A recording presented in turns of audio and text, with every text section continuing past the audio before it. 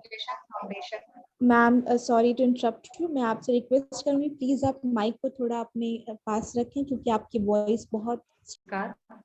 Professor BL जुएल education foundation trust की तरफ से आयोजित इस व्याख्यान माला में शोभा बढ़ा रहे मंच की डॉक्टर अंबिका प्रसाद गौड़ सर, आदरणीय डॉक्टर देवेंद्र कुमार सिंह जी, डॉक्टर मुक्ता जी, डॉक्टर अत्रि भारद्वाज जी, कलाधर सिंह जी और डॉक्टर अरविंद, सभी को सादर नमस्कार करती हूँ। सबसे पहले मैं जिस कृति पर चर्चा हो रही है, जीवन एक दिवा स्वप्न, पुस्तक के रचनाकार आदरणीय महेशानंद बनपाल जी को सादर श्रद्धा सुमन समर्पित करती हूँ। पुस्तक के बारे में कोई बात करने से पहले मैं कहना चाहूंगी कि यह पुस्तक अगर एक आत्मकथा मानती हूँ मैं, या जैसा कि आदरणीय डॉक्टर मुक्ता जी ने कहा, तो महेशानंद बनपाल जी के जीवन पर बोलना या जीवन एक दिवा स्वप्न के बारे में कोई विचार रखना, मुझे पुस्तक को पढ़ते हुए लगातार यह अनुभव हो रहा था कि पहाड़ की आवाज को गुनगुनाने के लिए रेत के कणों से कहा जा रहा है। रेगिस्तान से हूँ तो अपने आप को रेत का एक छोटा सा तुच्छ सा कण समझ करके, और पहाड़ वो भी हिमाचल की आवाज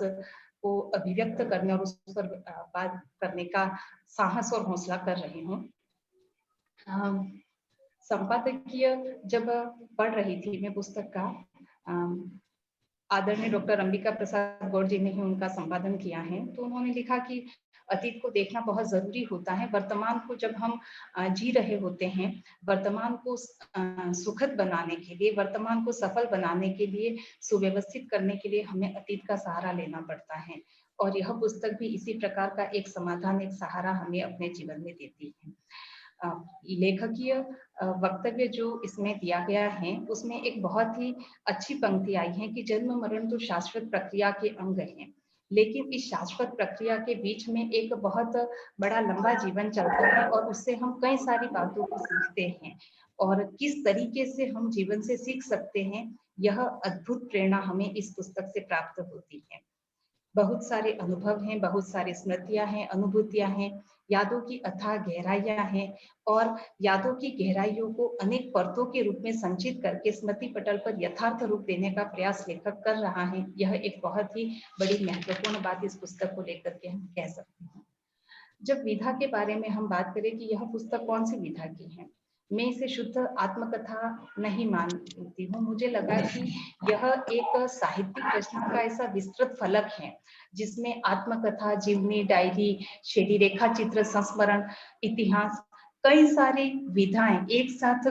गुथ करके और एक बड़े कैनवास पर एक ऐसा कलरफुल पोर्टफोलियो बनाती है कि उससे हमें कई सारी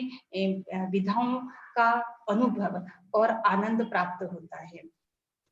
जब हम पुस्तक पढ़ना प्रारंभ करते हैं तो बाल मनोविज्ञान से इसका प्रारंभ होता है, जिसमें प्रारंभिक जीवन को लिखा गया है, और बाल मनोविज्ञान में लगातार यह बताया जा रहा है कि एक मनुष्य किस प्रकार प्रकृति से प्रेम करता है, प्रकृति से प्रेरणा ग्रहण करता है, और प्रकृति किस प्रकार से मनुष्य की सहचारिणी होती है। जैसे कि स्कूल जा रहे हैं, नदी पार करके विद्यालय पहुंचना है, अखरोट को डंडे से गिराना है, बाढ़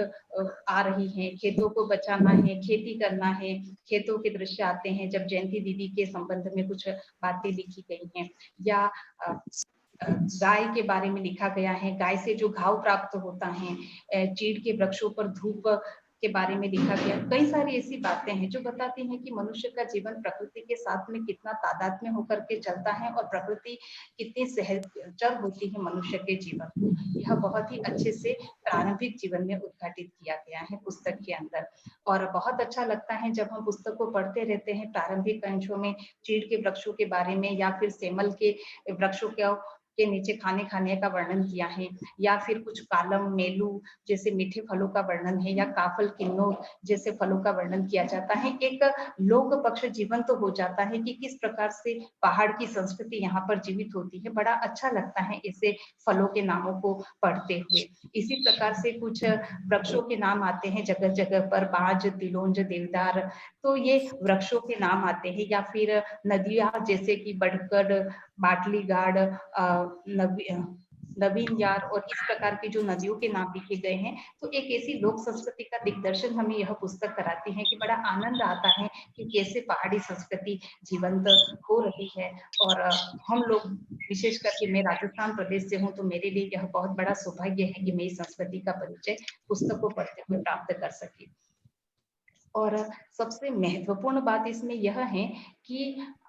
एक तरफ तो लेखक अपने वैज्ञानिक जीवन के बारे में छोटी-छोटी बातें बहुत गहनता के साथ में बताते हैं। वैज्ञानिक हाँ जीवन में प्रथम वैज्ञानिक सहायक रहे, किस प्रकार से ऑप्टिकल डिजाइन्स के बारे में क्या कार्य होता है, किस प्रकार से वैज्ञानिक कार्य करते हैं, क्या खोजें होती हैं, बहुत विस्तारित रूप से वैज्ञानिक जीवन शैली को बताया जाता है। दूसरी तरफ सामाजिक जीवन शैली और परिवार में व्यक्ति किस प्रकार से जीवन यापन करता है, कैसे एक दूसरे के साथ संबंध होते हैं, किस प्रकार सुख दुख में काम आता है, ये सारी चीजें हैं। तीसरी तरफ सामाजिक व्यवस्था क्या होती है, उसके बारे में वर्णन किया गया है। कृषि और खेती का भी वे उसी विस्तार के साथ आत्म परिचय और अतीत की यादों में वर्णन करते हैं। तो ये सब जीवन के अलग-अलग बिल्कुल पक्ष हैं। विज्ञान एक अलग विषय है, कृषि और खेती अलग विषय है, परिवार और समाज अलग विषय है, लेकिन इन सभी अलग-अलग विविध विषयों को सम्मिलित करके और इस पुस्तक में इतने श्रेष्ठता के साथ अभिव्यक्ति दी गई है। तो